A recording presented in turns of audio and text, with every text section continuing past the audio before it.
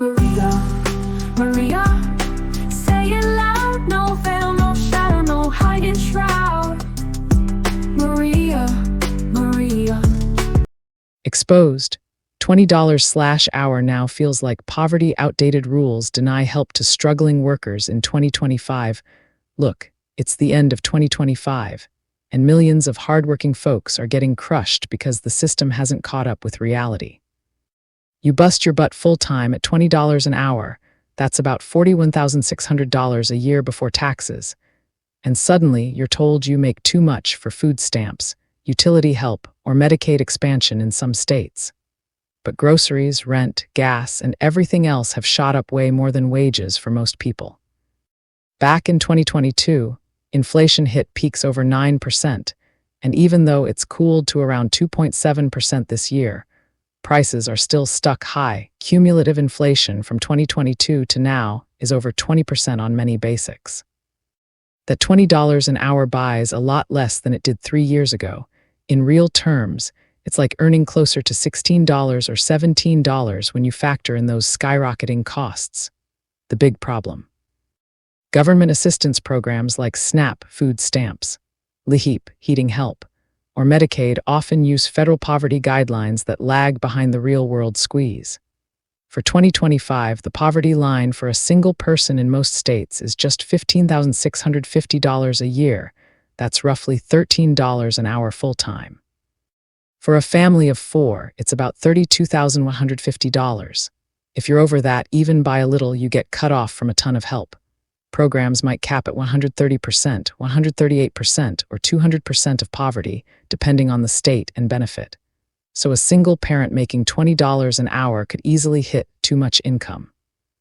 For full SNAP benefits, while struggling to cover $1,800 to almost $3,000 rent, $400 groceries, and $1,200 utilities that feel triple what they were pre-pandemic, and it's worse for those stuck at lower wages. The federal minimum is still $7.25, an outright poverty wage that buys less than it did decades ago. Many states hover around $10.15, with some like Georgia and Wyoming effectively at $7.25 for non-tip jobs.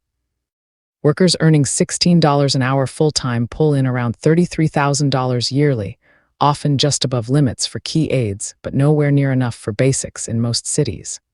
Rent alone averages over $1,900, even up to $2,600.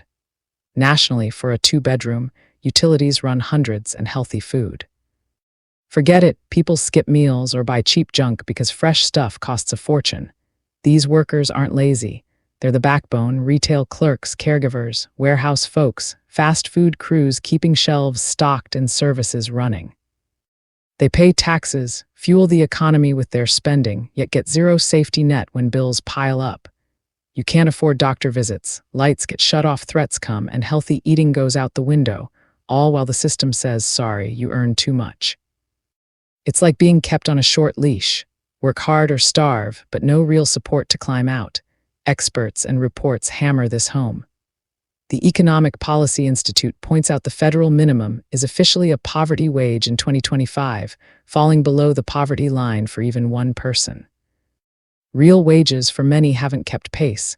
Average hourly earnings hover around $35.36 nationally, but for low-wage jobs, it's far less.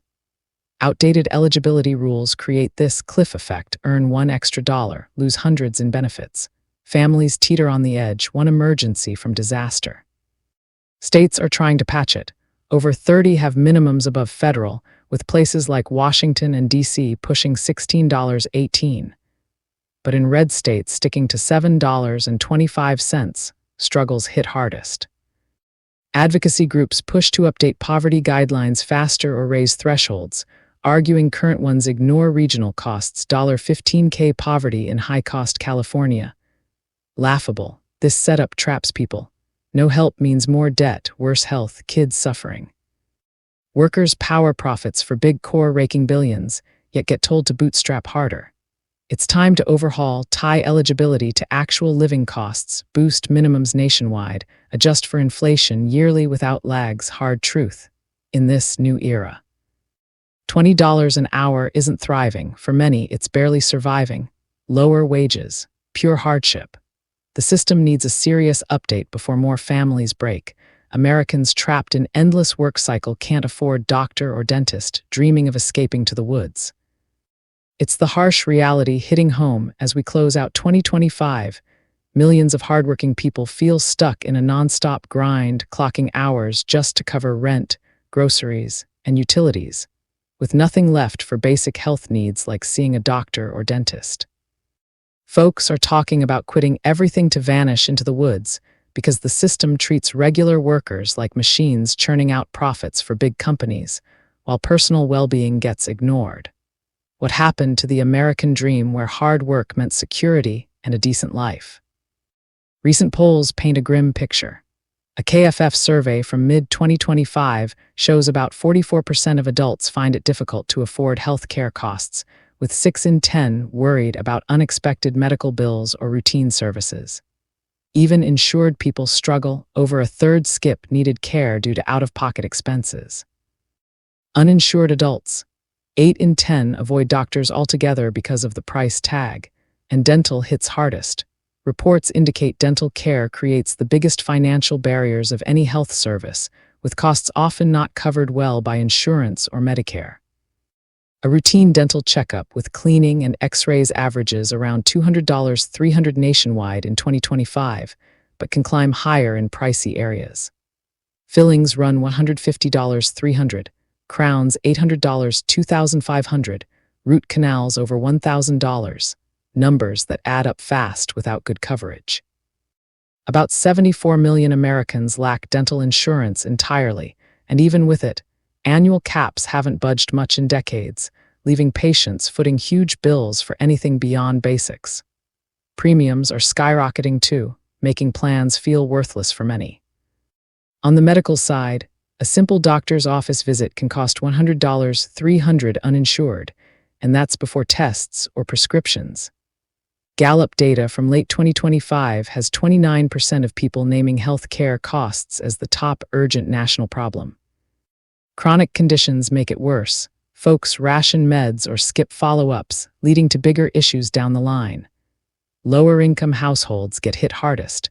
Over 40% in some groups delay care compared to higher earners.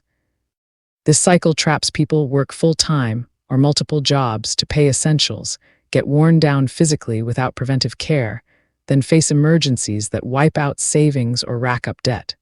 4 in 10 adults carry medical or dental debt, with many paying off thousands. Rural areas suffer extra from dentist shortages, and overall, prices rose steadily through 2025 despite cooling inflation elsewhere. Corporate profits boom, record highs in many sectors, yet wages haven't kept pace for average workers.